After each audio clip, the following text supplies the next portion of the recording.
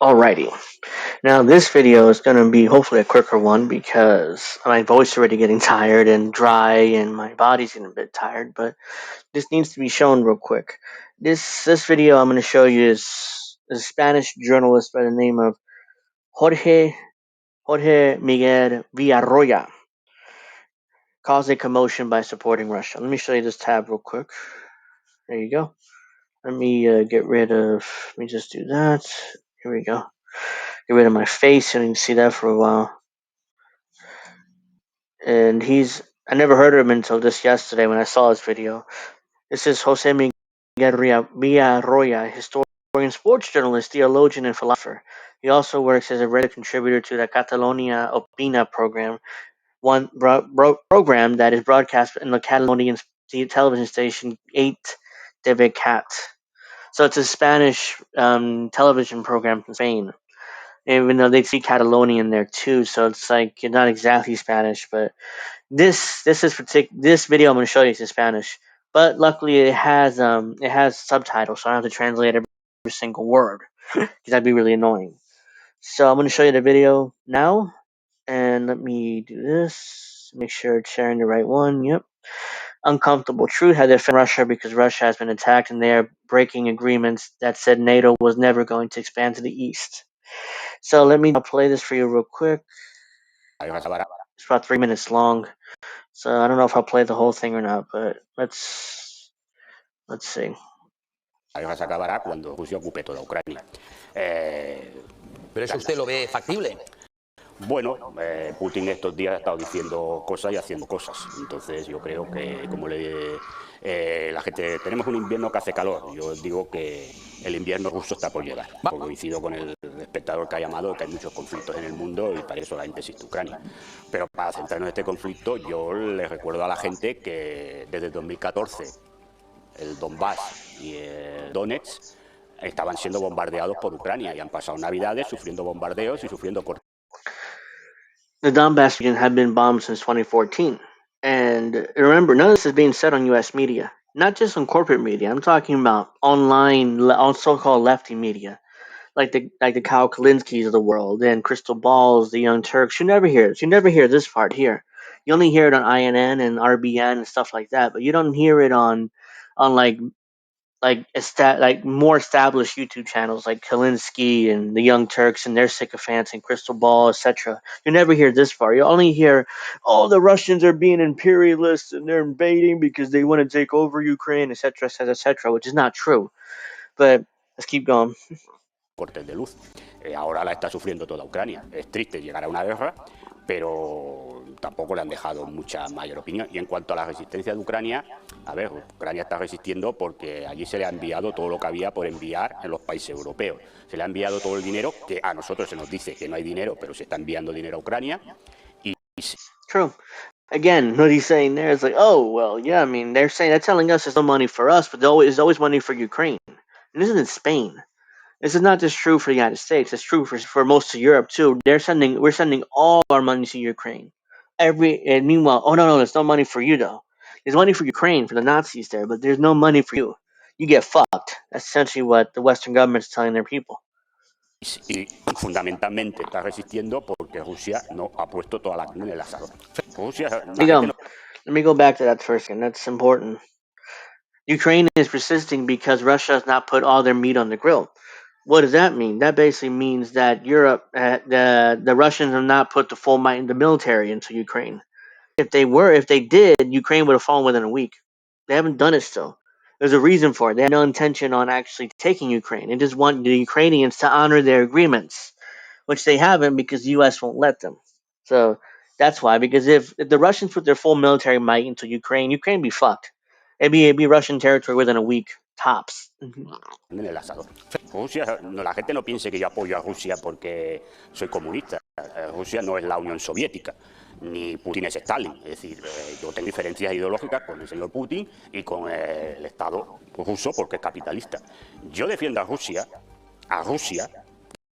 que quede claro, a Rusia se le ha atacado cuando se están incumpliendo acuerdos que se dijo que la OTAN no se iba a ampliar hacia el este. That's a big one. NATO there were promises made to Gorbachev before the fall of the Soviet Union that, oh, don't worry, NATO will not expand east past I forget exact 35th parallel, I believe it is. But of course, the Americans particularly broke that promise. They kept going east and east and east. Why? Because technically that promise wasn't placed into a treaty. Instead, it was a promise made unofficially on a cable, on a diplomatic cable, which is not really binding agreement. It just says, "Oh yeah, by the way, oh yeah, we promise, we'll never go east." Yeah, my ass. Look at this dumbass. He actually believed us.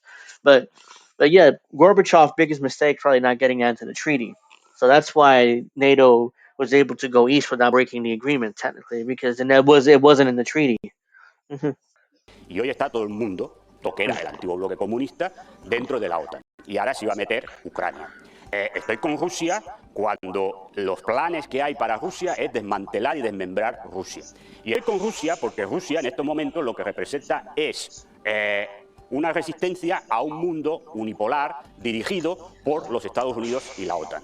Y entonces la contestación es Rusia y es China para tener un mundo multipolar. Eso no quiere decir que con un mundo multipolar todo el mundo vayamos a vivir mejor y que se hayan acabado las desigualdades de la gente, etcétera, etcétera. Pero creo que el mundo unipolar que hemos tenido desde que se cayó la Unión Soviética hasta hoy ha demostrado que es un desastre.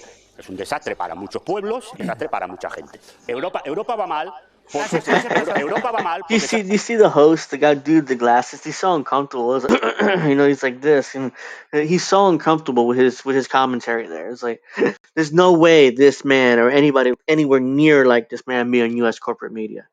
There's no way this man be in U.S. corporate media. There's also no way that he would be on most online left media in the United States because almost everyone's pro Ukraine. You have to be, or else then you're not invited to polite society in the U.S. Even in most online left media circles. Que se han tomado unas decisiones de ponerle unas sanciones a Rusia que no están sancionando a Rusia, pero están sancionando a las poblaciones europeas. No, la culpa, Putin no le ha puesto a usted, señora, ninguna sanción. Si usted la luz la paga más cara, no la paga más cara por culpa de Putin, porque antes de la guerra ya la pagaba más cara. Si a usted los alimentos le cuestan más caros, no es por culpa de Putin, es por unos gobiernos europeos que son un desastre. I think somebody may have called in. Hold on. Go back for a second.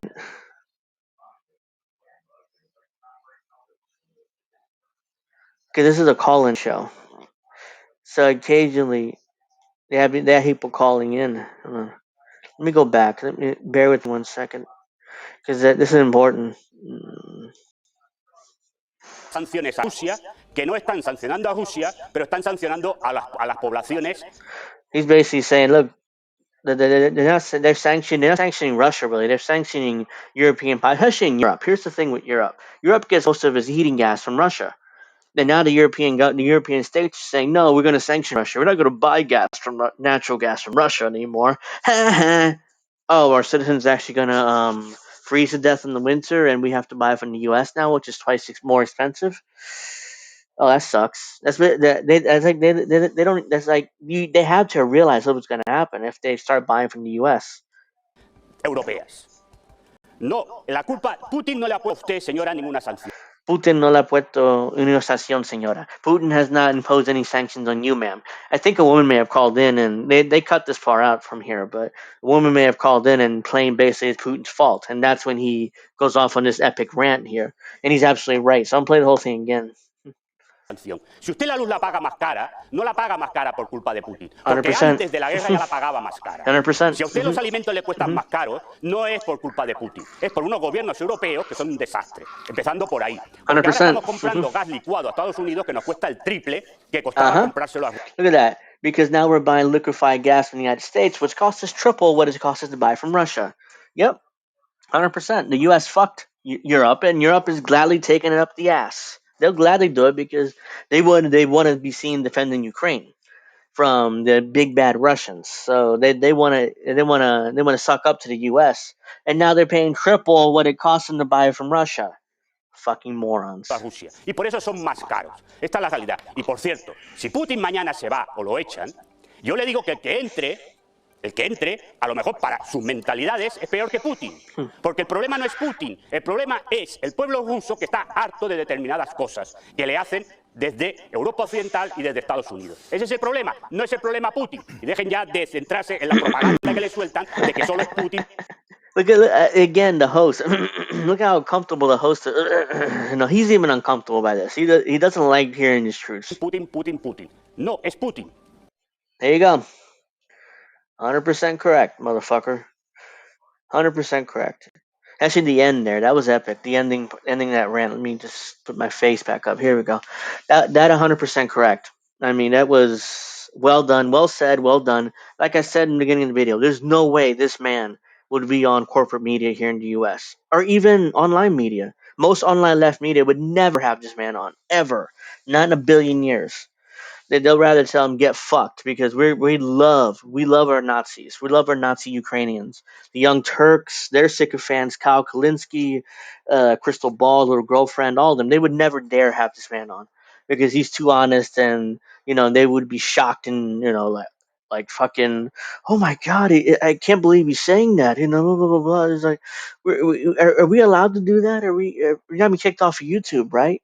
Pathetic. They're absolutely pathetic. All those fucks. Kyle Kalinske, Crystal Ball, the Young Turks, all their sycophants, they're all fucking pathetic and don't deserve to be called left wing media. They can get fucked. Alright, well, that'll do it for this video. Hope you guys enjoyed that. I enjoyed watching that. Make sure you subscribe to my channel. Make sure you give me a like. Subscribe to the channel. Tell me what you think. And I hope you guys enjoyed this one. So have a nice rest of your day. And this is my last video of the day. Probably I'm not going to spam this channel full of videos. So thank you, and I'll see you guys probably next week, Monday or Tuesday. My next video is coming out. Have a nice weekend. Have a nice Martin Luther King Day, and I hope you guys enjoyed this one. Okay.